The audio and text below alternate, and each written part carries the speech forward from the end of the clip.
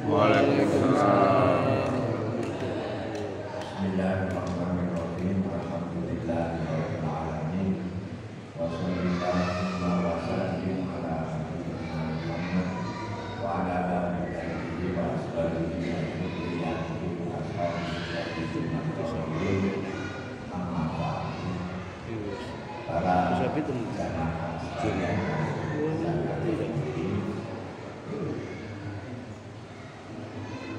tahun baru saya pernah diminta untuk mengangkat tema muhasabah. Muhasabah itu artinya saya jawab, tahun baru saya bukan dari Nabi kok. Sehingga saya tidak mau. Tahun baru saya itu tahun Muharram. Sebab itu yang diwasiatkan oleh Rasulullah SAW. Dan tidak main-main. Rasulullah menetapkan tahun baru Islam Muharram itu pada wasiat beliau yang terakhir waktu sudah pada. Dan waktu itu Rasulullah SAW membacakan firman Allah, Inna iddatash syuhuri indallahi isna asyara syahran yauma khalaqas samawati wal arda. Inna iddatash syuhuri indallahi isna asyara syahran fi kitabillah yauma khalaqas samawati wal arda minha arba'atun hurum. Sesungguhnya hitungan bulan di dalam kitab Allah ada 12. Hari-hari diciptakan langit dan bumi. Dari 12 bulan itu 4 diantaranya adalah bulan haram. Bulan haram itu yang ada 4 itu penjelasannya di mana? Penjelasannya ada di dalam hadis. Pertama Dzulqa'dah, Dzulhijjah, Muharram, kemudian Rajab. Maka bulan sekarang ini namanya bulan haram. Haram itu artinya bulan yang dimuliakan atau bulan yang dihormati. Bahkan di dalam hadis, Rajab ini adalah bulan Allah. Inna Rajaba syahrullah wa sya'bana syahri wa ramadana syahrul ummati. Itu hadis riwayat Imam Baihaqi.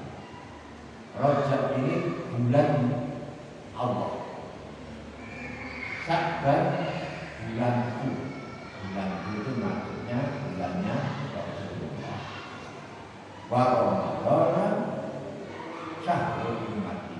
Dan bulan Ramadan itu adalah bulan untuk umat.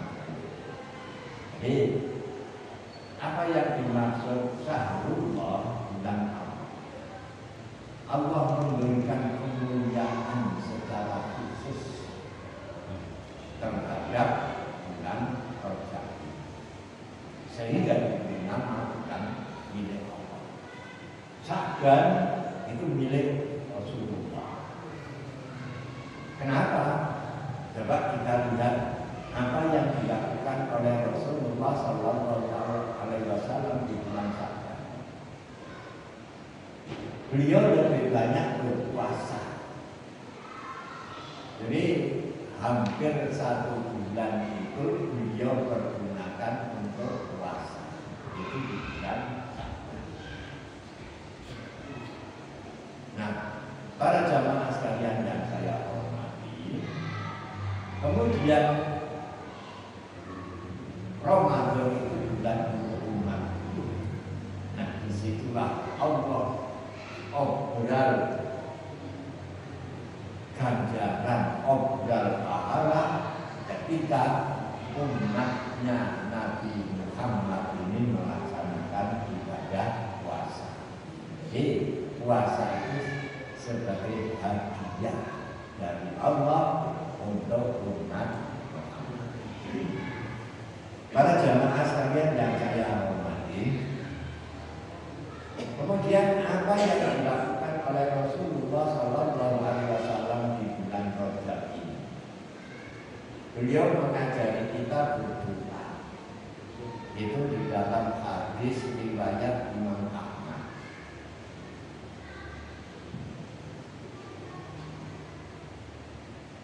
Allahumma barik lana fi Ramadan wa Sya'ban wa ballighna Ramadan.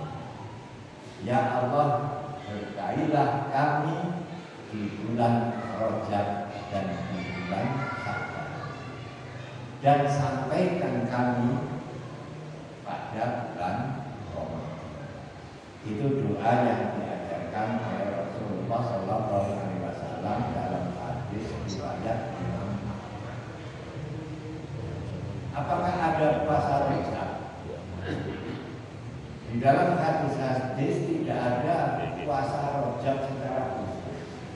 Yang ada adalah bahwa Rasulullah SAW menyuruh kita untuk berpuasa sehari di bulan-bulan haram.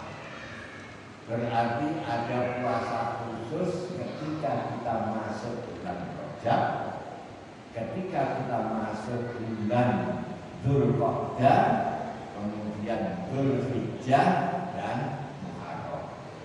Maka di situ Rasulullah SAW ka'annahu yasumu salasina yaum, puasa satu hari seakan-akan puasa satu bulan. Sehingga seakan-akan ketika kita puasa satu hari di bulan Rajab, seakan-akan kita itu puasa satu bulan penuh bulan Rajab. Itu maksudnya seperti itu. Ketika kita puasa sehari di bulan Dzulqa'dah, seakan-akan kita berpuasa selama satu bulan, yaitu bulan Dzulqa'dah. Itu mengenai puasa di bulan Haram. Para jamaah sekalian yang saya hormati, salah satu di antara kemuliaan bulan Rajab itu adalah di bulan ini Rasulullah SAW menerima kewajiban menegakkan sholat 5 waktu. Berarti tahun berapa itu mulai ada sholat 5 waktu itu? Jawabannya setelah Rasulullah SAW melaksanakan Isra dan Mi'raj. Berarti itu terjadi pada tahun 622. Itu peristiwa Isra dan Mi'raj. Sebelum tahun 622 tidak ada sholat 5 waktu. Oh, belum lahir, ya kan ya? Itu Isra dan Mi'raj baru turun kewajiban sholat 5 waktu. Dan terus sholatnya itu bagaimana? Yang jelas ada hadis Rasulullah itu sejak awal beliau menjadi Rasul, sholatnya itu di malam hari yang bernama tahajud. Selainnya saya belum pernah baca. Jadi kemuliaan Rajab ini adalah pada bulan itu Allah Subhanahu wa Ta'ala menurunkan kewajiban mengenai ibadah sholat yang diterima langsung oleh Rasulullah SAW. Nah, ini pengantar saja mengenai bulan Rajab itu seperti itu. Nah, yang saya bicarakan pada pengajian ini mengenai sahabat-sahabat Nabi yang namanya ada di dalam Quran. Ini kan berarti orang luar biasa, namanya sampai tercantum di dalam Al-Quran. Ternyata nama sahabat Nabi yang tertulis di dalam Al-Quran, namanya yang ada di situ cuma satu, yaitu Zaid bin Harithah. Nah, sekarang saya bercerita mengenai Zaid bin Harithah. Begini para jamaah sekalian yang saya hormati, Rasulullah itu kan tidak punya anak laki-laki. Perkawinan dengan Khadijah mendapatkan dua anak laki-laki, yaitu Qasim dengan Abdullah. Ternyata Qasim dan Abdullah ini waktu masih kecil, di bawah 5 tahun, kedua-duanya itu wafat. Karena punya putra laki-laki, yaitu ketika di Madinah. Perkawinan beliau dengan Maria itu mendapatkan seorang anak laki-laki yang diberi nama Ibrahim. Itu pun ketika masih kecil sudah wafat. Oleh karena itulah maka Rasulullah SAW mengangkat anak. Nah, ini namanya anak angkat dalam Islam itu ada di dalam Al-Quran. Rasulullah SAW mengangkat anak yang bernama Zaid bin Harithah. Saking cintanya Rasulullah SAW kepada Zaid bin Harithah ini, sampai namanya diganti oleh Rasulullah menjadi Zaid bin Muhammad. Kan sudah pengenal ya. Zaid bin Harithah, Harithah itu nama bapaknya. Saking cintanya Rasulullah, maka namanya diganti dengan Zaid bin Muhammad. Pada waktu itulah Allah Subhanahu wa Ta'ala menegur Rasulullah. Ma ja'alallahu fi rajulin min qalbayni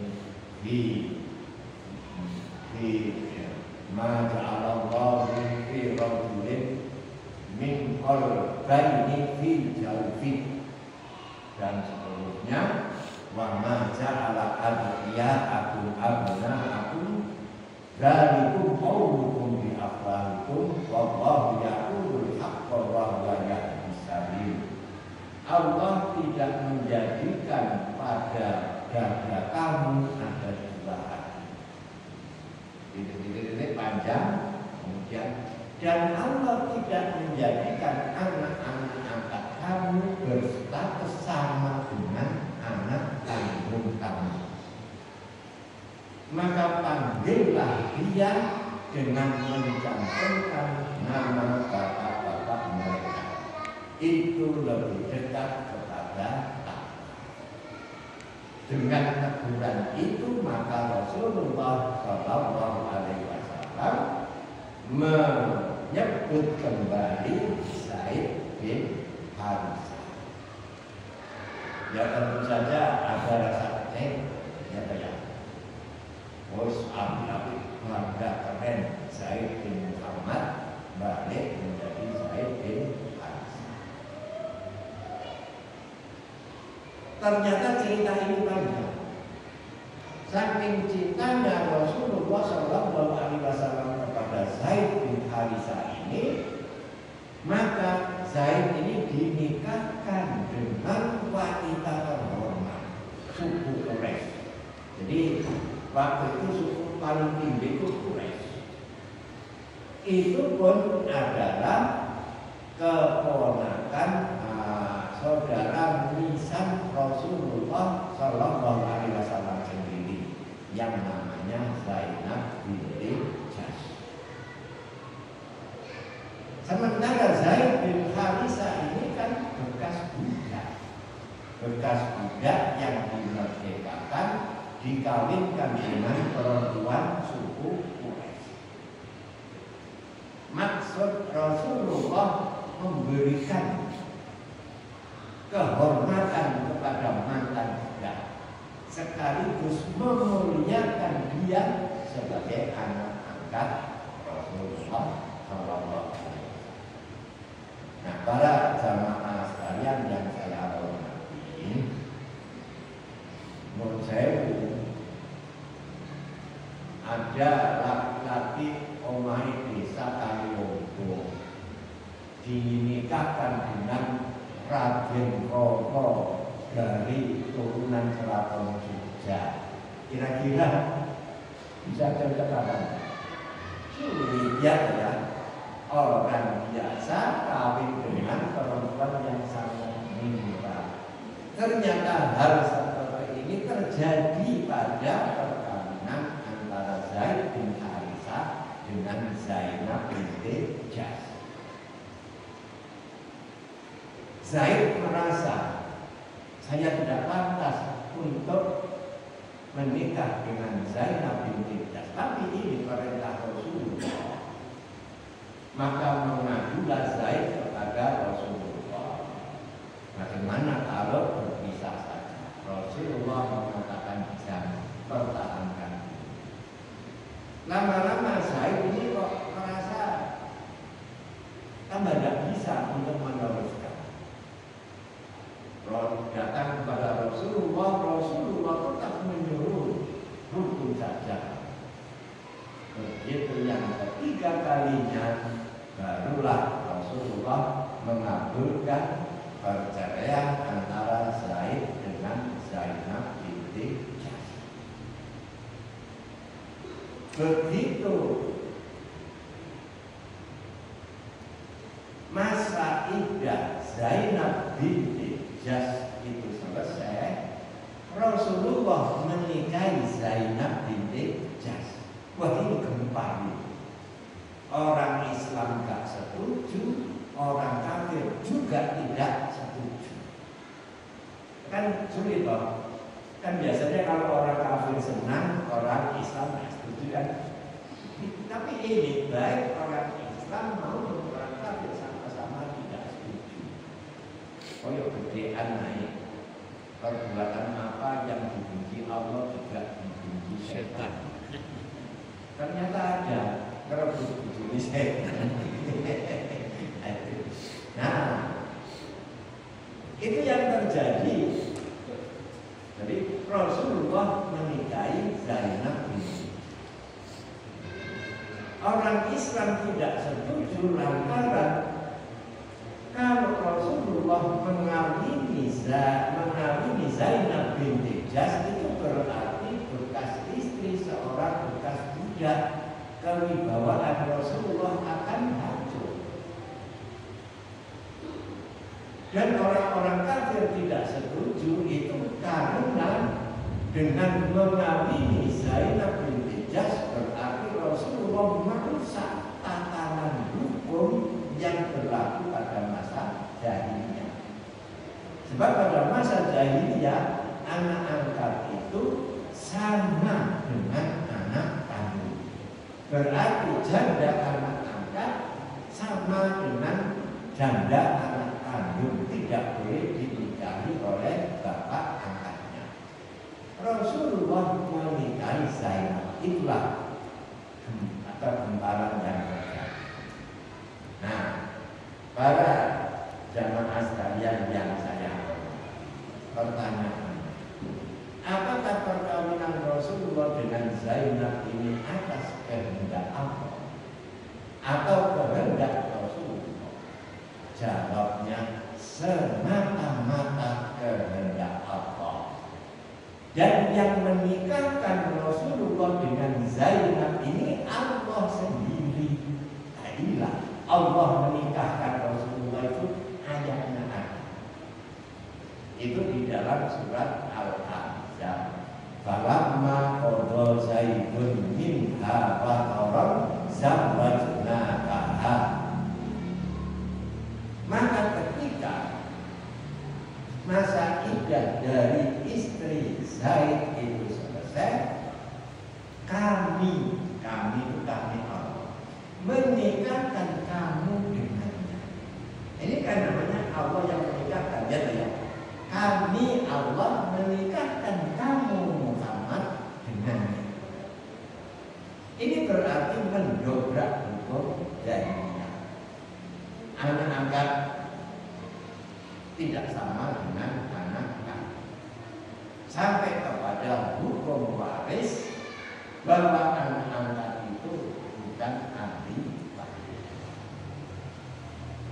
Loh, tapi kok bisa mendapatkan harta warisan? Mendapatkan harta warisan itu bukan dari apa itu istilahnya hubungan darah, akan tetapi mendapatkan warisan itu atas dasar wasiat wajiban. Apa wasiat wajiban itu? Saya sudah menjelaskan pada keterangan yang itu wasiat wajiban. Nah, para jamaah sekalian yang saya hormati, jadi Rasulullah menikah dengan Zainab binti Jahsh itu yang menikahkan Allah sendiri. Dasarnya firman Allah, falamma qada Zaidun minha wataran zawwajnakaha. Kami Allah menikahkan engkau Muhammad dengan Zainab. Nah, para jamaah sekalian yang saya hormati, kekecewaan Zaid terobati ketika nama Zaid itu tertulis di dalam Al-Quran. Dan itulah satu-satunya nama sahabat yang secara jelas namanya ada di dalam Al-Quran, yaitu falamma qada Zaidun minha wataran zawwajnakaha. Nah, para jamaah sekalian yang saya hormati, nah sekarang yang kisah pribadi saya berkenaan dengan anak angkat yang bernama Zaid. Bapaknya Zaid bin Harisah, maaf ya, namanya Harisah. Harisah itu masih kafir, tidak pernah jadi Islam. Pada suatu hari datang kepada Rasulullah minta supaya Zaid ini dikembalikan kepada dirinya. Nah, Rasulullah wis kadung cinta. Rasulullah pada waktu itu tentu beliau bertindak sebagai seorang hakim. Dia harus mengadili. Kalau sekarang mengadili anak itu kan tidak boleh ya. Mungkin bapak yang diadili anaknya itu tak boleh. Tapi ini Rasulullah itu sudah berkecualian. Rasulullah bertindak sebagai hakim. Apa yang dilakukan oleh Rasulullah? Rasulullah menanting Zaid. Hai Zaid, apakah kamu nanti ikut aku atau kembali kepada bapak? Rasulullah itu tegang di situ. Tegangnya bagaimana? Daniel Zaid itu kembali ke bapaknya, bukan main rasa kehilangan beliau. Pada saat itulah Rasulullah memohon kepada Allah, ya Allah, ikutkan Zaid kepada saya. Doa Rasulullah itu kan mesti dikabulkan ya saya. Ucapan yang keluar dari lisan Zaid bin Harisah ini, saya ikut Rasulullah. Maka bapaknya disebut. Ini sudah menjadi pilihan. Nah, kaitannya dengan ini kan hukum saja. Ini hukum. Kaitannya dengan persoalan saya itu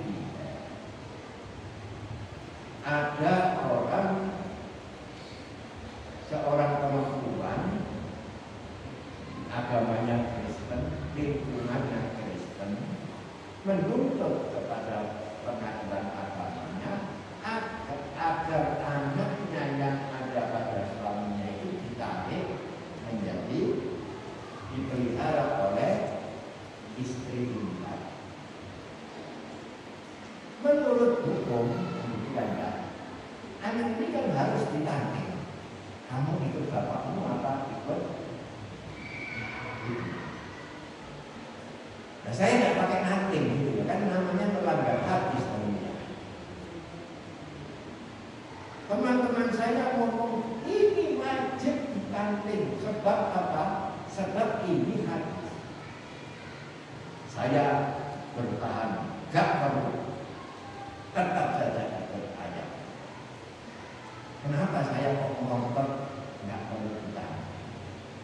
Sebab kalau ditanting anaknya ini mesti ikut itu. Ibunya duwe mobil kaya sementara bapaknya itu pas-pasan. Dan saya akan merasa bersalah seumur hidup kalau ada orang jadi Kristen lantaran keputusan saya.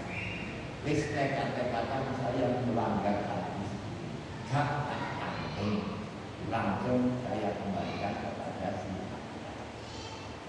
Nah, bagaimana pendapat sama? Kira-kira saya ini salah atau tidak? Tekad-tekadan. Tapi bagaimanapun saya menyalahi hadis, tetap harus beristighfar memohon ampun kepada Allah. Saya akan tersiksa seumur hidup karena ada orang jadi non-muslim gara-gara urusan saya. Cuma itu yang menjadi masalah. Para jamaah sekalian yang saya hormati, itulah sahabat yang namanya tertulis secara implisit ya di dalam Al-Quran, yaitu Zaid. Kemudian yang kedua ini ceritanya tapi orang yang tidak tertulis namanya secara jelas. Siapa itu? Abu Bakar As-Siddiq. Nah, bagaimana Abu Bakar As-Siddiq ini bisa tercantum di dalam Al-Quran?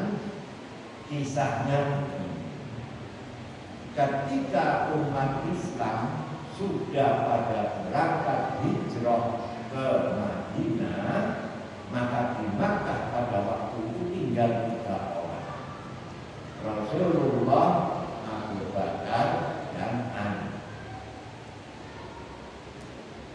Pada malam itu Ali bin Abi Thalib diperintah Rasulullah untuk tidur di ranjang Rasulullah memakai kemul, yaitu kemul yang biasa dipakai oleh Rasulullah. Abu Bakar dan Rasulullah malam hari berangkat. Kemana ini? Berangkat ke arah yang berlawanan dengan Madinah. Jadi kalau Mekah ke Madinah itu arahnya itu arah Ngalor, gitu ya, utara. Ini ke arah selatan. Supaya jejaknya tidak diketahui oleh para al-Qudus yang siap membantai ke Gua Sur. Dan di Gua Sur itu bukan main ngerinya. Karena apa? Karena seandainya orang-orang kafir yang di atas melihat bahwa saja itu sudah terlihat Rasulullah dan Abu Bakar, itu kan ngeri. Al-Qudus sudah keliling di atas Gua Sur.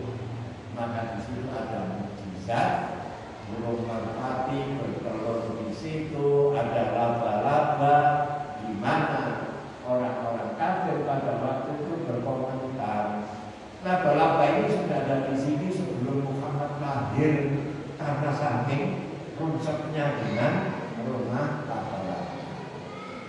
Nah, para jamaah yang saya hormati, di saat itulah kekhawatiran timbul pada diri Abu Bakar. Kalau saya yang mati tidak masalah.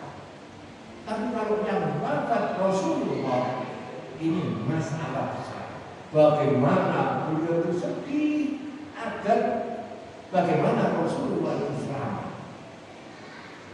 Bahkan Abu Bakar itu digigit ular pun dia tahan sakitnya. Pernah merasakan sakit digigit ular? Ya benar ya. Katanya loro niku amit-amit itu ditahan sakitnya. Sampai tangisan Abu Bakar ini mengenai pipi Rasulullah sehingga Rasulullah terbangun. Kekhawatiran. Jadi kenapa kamu begitu? Ini saya digigit. Saya tidak berani bergerak, hanya menahan rasa sakit karena di atas itu Al-Quran sudah mengukur. Disitulah turun firman Allah. Nah, di mana itu ayatnya itu? Maaf saya baca kalau tidak dari awal kok. Apa-apa. Ya ayyuhalladzina amanu ma lakum idza qila lakum infiru fi sabilillahi faqultum fil ardi bil hayati dunya minal akhirah.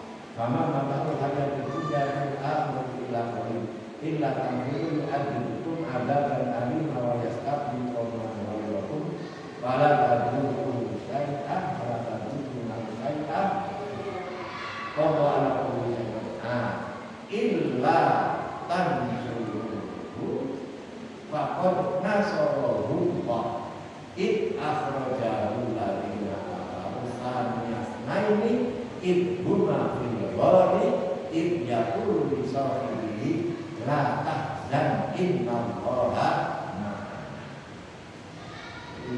Ketika sahabat Nabi di dalam keadaan yang amat sedih, takut kehilangan junjungannya, maka Allah menurunkan firman-Nya, la tahzan innallaha ma'ana.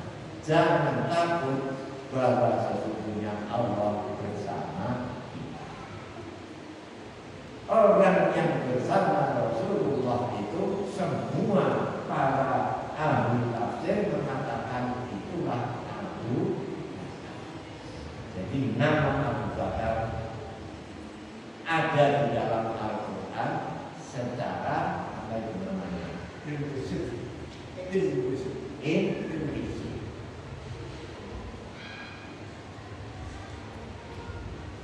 Yang ketiga sekarang.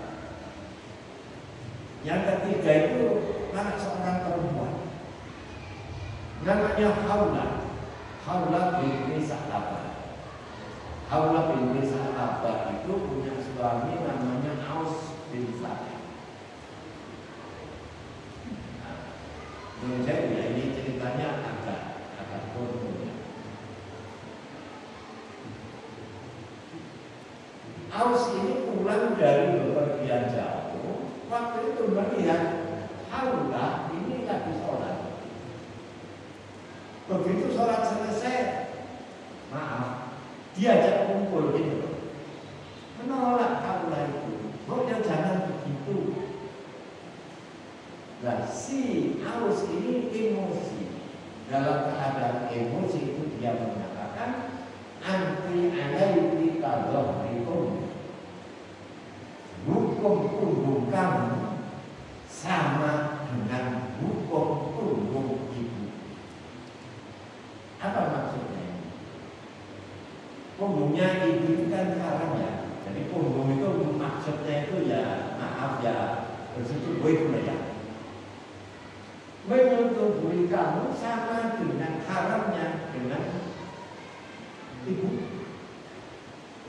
Ini adalah bentuk talak pada hukum jahiliyah. Jadi kalau seorang laki-laki mengatakan anti alaika kadhrikum, maka disitulah jatuh talak. Nah, Aus ini ngomong seperti itu kepada Haulah. Haulah yang kaget. Haulah ini dulu cantiknya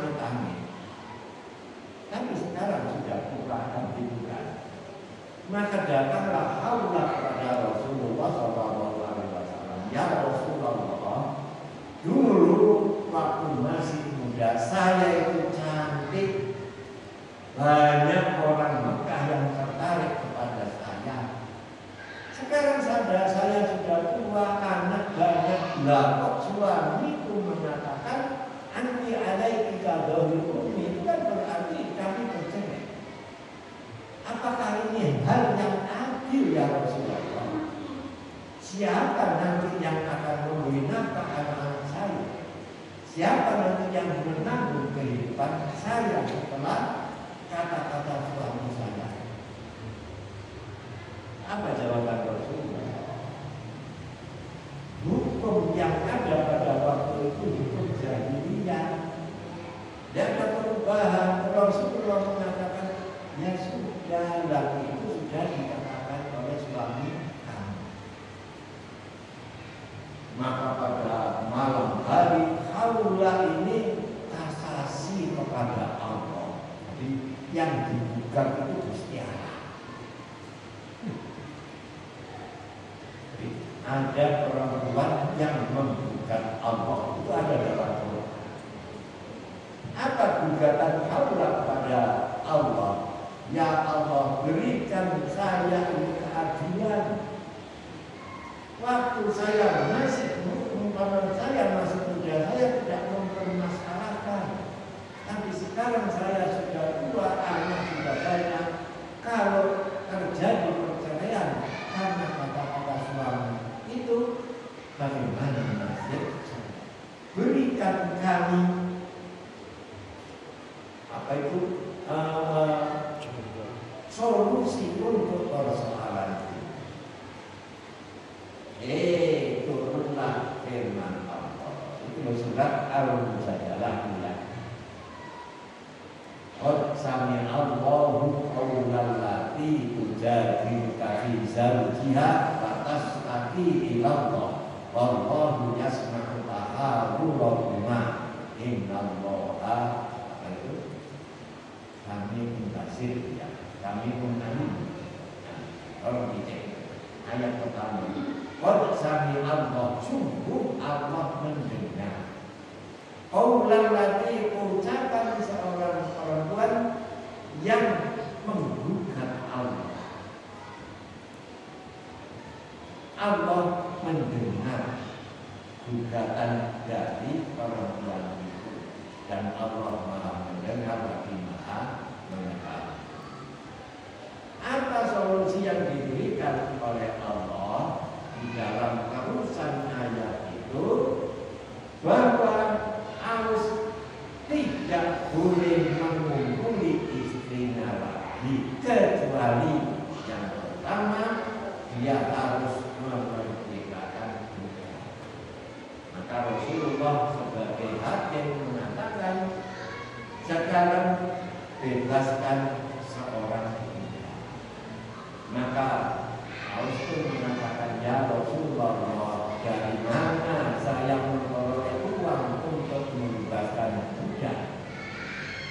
Alternatif yang kedua, kalau kamu tidak bisa membebaskan budak, puasalah 2 bulan berturut-turut.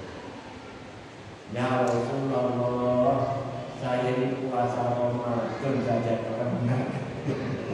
2 bulan itu saya tidak kuat ya Rasulullah. Maka yang ketiga, kalau kamu tidak bisa puasa 2 bulan berturut-turut, beri makan 60 orang miskin.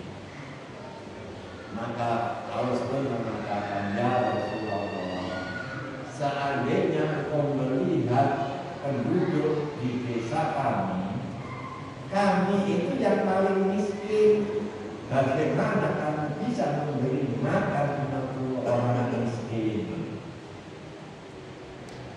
Rasulullah masuk ke dalam rumah, bawa kurma yang cukup untuk dimakan 60 orang miskin. Sudah, ini dubennya bone, tombol-tombol kono. Hakim tetap mau, yaitu hakim Rasulullah Sallallahu Alaihi Wasallam. Kira-kira apa ada hakim kayak begini ya, hakim kepala?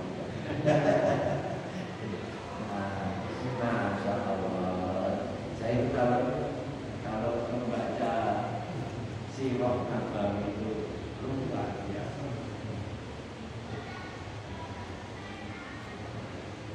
Nah, para jamaah sekalian yang saya hormati, Itulah Allah, sahabat Nabi yang ada di dalam Al-Quran. Coba namanya tidak dijelaskan. Kok tidak dijelaskan? Pesan Quran itulah yang lebih penting daripada menyebut nama. Fir'aun itu kan bukan nama, kan gila kan? Namanya bukan Fir'aun. Ada nama yang ada di dalam Al-Quran, itu nama orang paling kafir. Siapa itu? Abu Lahab. Jelas. Untuk apa Abu Lahab dicontohkan? Itulah simbol daripada kekafiran seseorang. Apa sih tugas Abu Lahab dan istrinya? Itu sama istrinya kan, wamro'atuhu. Kerjanya itu tukang gembosi. Kan repot lagi gembosinya. Coba teman ada pemilu, orang sudah dikasih uang 300, digombosi. Wah, kok ada etik tadi. Istilah cingkring orang itu tak kayak satu pilih namanya gembosi. Gembosi itu cara yang ampuh untuk menjatuhkan orang. Dan itu yang dilakukan oleh Abu Lahab.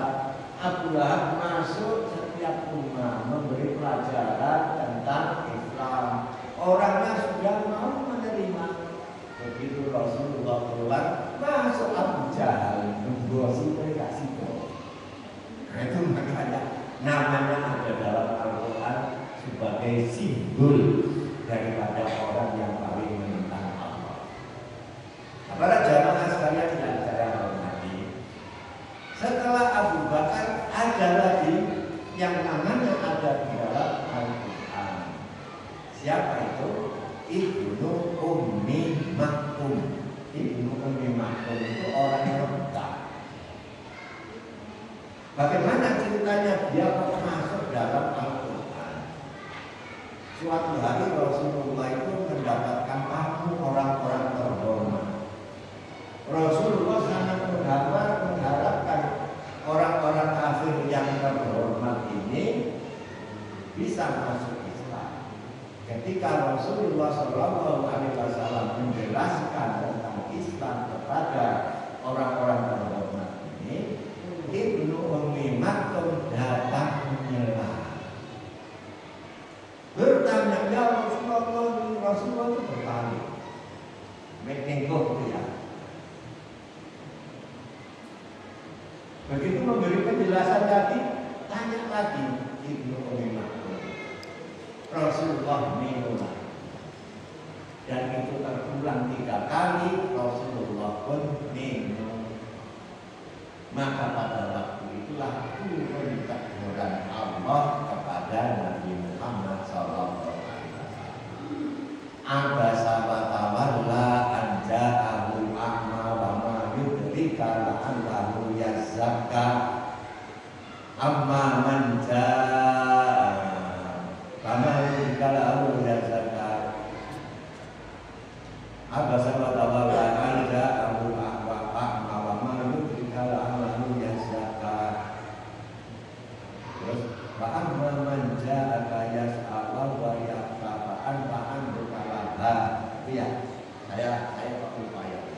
Abasa wa tawalla an ja'ahul a'ma wa ma yudrika la'allahu yazzakka. Yang tahu dan tahu itu amma manistaluna fa anta kamu saudara aneka Allah yang saka wa amma man ja'aka yas'a wa yaksa anta anhu talaka. Ya, dari sendirilah itu sudah sama saya. Intinya, hei Muhammad, engkau berpaling dari orang yang, karena kamu menghadapi orang-orang yang belum tentu mereka itu akan beriman. Sementara orang buta ini betul-betul orang yang takut kepada Allah, dan kamu memalingkan kepala. Ini kan namanya Allah menegur Rasulullah. Teguran itu terjadi karena Rasulullah melakukan kesalahan. Kesalahan apa? Berpaling. Kalau Rasulullah itu tidak jujur, atau salah kawan juga akan tidak ada yang tahu. Iya kan? Oh ini ngilok aku kok. Tapi oleh Rasulullah atau sahabat kawan itu tetap dibahas dalam Al-Quran. Inilah yang membuat orang-orang Eropa itu banyak yang masuk Islam ketika membaca apa sahabat awal lain. Muhammad ini orang jujur. Kalau dia tidak jujur, ayat yang menegur dia buang saja kan tidak ada yang tahu. Tapi karena kejujurannya, biar ayat itu menyalahkan dirinya, tetap dia asal. Itu yang membuat banyak orang-orang Eropa masuk Islam. Termasuk ketika Ibrahim putra beliau laki-laki yang wafat itu pas gerhana matahari langit gelap. Kira-kira itu gerhana matahari total, siang hari itu tampak gelap. Nah, maka di situ orang sama berbanyak-banyak. Karena kematian Ibrahim inilah maka langit itu menjadi gelap ini. Seandainya Rasulullah melakukan pencitraan, kan gampang tuh. Oh inilah anak saya ini membuat Allah Subhanahu wa Ta'ala menggelapkan siang seperti malam. Itu karena keagungan. Orang percaya apa? Ya percaya kalau Rasulullah mengatakan. Tapi yang dikatakan Rasulullah tidak seperti itu. Langit gelap karena kematian Ibrahim. Rasulullah cuma mengatakan apa? Sesungguhnya gerhana matahari dan gerhana bulan itu tanda-tanda kebesaran Allah, bukan karena kematian seseorang. Yang Rasulullah sama sekali tidak ada apa itu kata-kata pencitraan. Ini loh saya sakti kan bisa saja beliau mengatakan, tapi beliau katakan ini tanda-tanda kebesaran Allah, bukan karena kematian seseorang. Maka ketika kamu melihat ada gerhana dan bulan maupun matahari, sholatlah, bersedekahlah, berzikirlah, memohon ampunan kepada Allah. Dan justru dengan ngomong seperti itu, Rasulullah akan bertambah kebahagiaan. Jadi itulah tadi Rasulullah SAW. Waktunya sudah habis. Sedikit lagi, sebenarnya masih ada yang lain. Ya, saya bisa. Ibnu Ummi Maktum itu setelah peristiwa ini Rasulullah itu menjadi orang yang sultan kepada Ibnu Ummi Maktum. Bukan benci, kan mestinya wah ini marah yang sendiri siaran gitu kan. Tapi beliau malah memberi hormat kepada Ibnu Ummi Maktum, sehingga kalau memanggil Ibnu Ummi Maktum itu dengan kata-kata wahai orang yang karenanya aku mendapatkan teguran dari Allah. Satu kisah sedikit tentang Ibnu Ummi Maktum. Nun Sewu orangnya buta, rumahnya jauh dari masjid. Maka beliau suatu hari datang ke rumah Rasulullah SAW. Tujuannya minta dispensasi. Ya Rasulullah, saya ke masjid ini tidak ada yang ngantar. Panjenengan tahu saya buta. Saya mohon izin untuk sholat di rumah, tidak ikut jamaah di masjid. Rasulullah sangat memahami, maka beliau memberi izin kepada Ibnu Ummi Maktum untuk sholat di rumah. Begitu pulang 3 langkah dari rumah Rasulullah Rasulullah, Ibnu Ummi Maktum dipanggil oleh Rasulullah. Ya Ibnu Ummi Maktum, apakah kamu mendengar suara azan di masjidku ini? Dijawab oleh Ibnu Ummi Maktum, saya mendengarnya ya Rasulullah. Kalau begitu tidak ada alasan bagi kamu untuk tidak sholat berjamaah dengan saya. Nah, akhirnya Ibnu Ummi Maktum itu membuat tali yang panjang dipasang dari pintu rumahnya sampai pintu Masjid Nabawi supaya kalau jamaah tidak akan selesai. Menurut saya kita kan mulai semua ya. Menurut saya ya, kita kan masih lengkap. Nah, masalah sejarah itu. Lo ceritanya mungkin lo memang kok lucu ya. Itu bukan lucu, itu komitmen itu. Ya toh ya. Begitu cintanya kepada Allah dan Rasulnya, maka ucapan yang keluar hanya satu kalimat, sami'na wa ata'na. Kami mendengar dan kami taat. Itu Ibnu Ummi Maktum. Mudah-mudahan kita yang tidak buta ini bisa paling tidak sama dengan Ibnu Ummi Maktum. Amin. Waktu sudah habis, kurang lebihnya saya mohon maaf. Assalamualaikum warahmatullahi wabarakatuh. Waalaikumsalam warahmatullahi wabarakatuh.